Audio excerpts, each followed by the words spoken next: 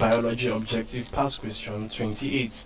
So you have a table here displaying some organisms and their number in two different habitats.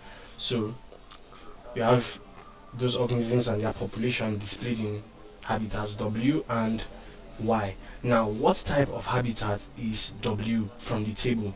A. Rainforest, B. Pond, C. Desert, D. Ocean. So, from what we have here, in habitat W you have planktons 126, tilapia 23, water flea 10, frog 6. Now the common trend among these organisms is that they are all aquatic organisms. They are all aquatic organisms. Planktons are found in water, water fleas around water, tilapia in water, and frogs around water as they are amphibians. So if they are all aquatic organisms, then the habitat W is an aquatic habitat, and all we have to do is to look for the most probable habitat amongst the options. Now the rainforest is not the answer because you may not have tilapia within the rainforest, and the rainforest is not exactly a complete aquatic habitat, so A is not the answer.